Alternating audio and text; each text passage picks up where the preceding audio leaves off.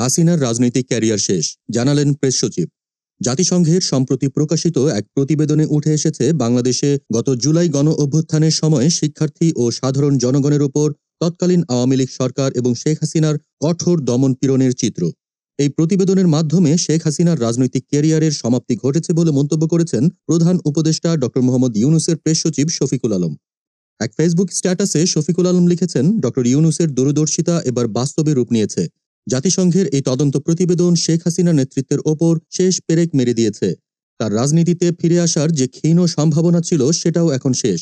তিনি জানান, প্রধানমন্ত্রী থাকাকালীন শেখ হাসিনার সরকারের ভূমিকা নিয়ে আন্তর্জাতিক মহলে নানা অভিযোগ ছিল, কিন্তু জাতিসংঘের এই নিরপেক্ষ তদন্ত তার শাসনামলের সব অন্যায়ের চিত্র উন্মোচন করেছে।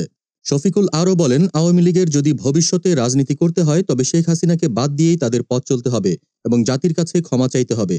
যদি আওয়ামী লীগ ও তাদের সেই বিশাল সংখ্যক কর্মী যারা জুলাই আগস্টের হত্যাকাণ্ড ও সহিংসতায় প্রত্যক্ষভাবে জড়িত ছিলেন না, দলকে পুনরুজ্জীবিত করতে চান, তাহলে একমাত্র পথ হলো শেখ হাসিনার পরিবারকে প্রত্যাখ্যান করা এবং জাতির কাছে স্পষ্ট ক্ষমা চাওয়া, বলেন তিনি।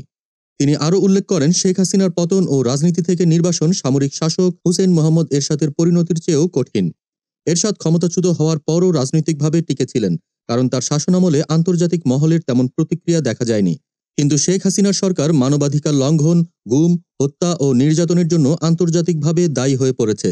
তার ভোট কারচুপির ঘটনা ছিল নির্লজ্জ ও স্পষ্ট, যা আন্তর্জাতিক মহলে ব্যাপক প্রতিক্রিয়া সৃষ্টি করেছে, বলেন শফিকুল। শেখ হাসিনার সরকার আন্তর্জাতিক মহল থেকে দীর্ঘদিন সমর্থন পেলেও শেষ পর্যন্ত জাতিসংঘের তদন্ত তাদের সব প্রচেষ্টা ব্যর্থ করে দিয়েছে বলে মত দেন শফিকুল আলম।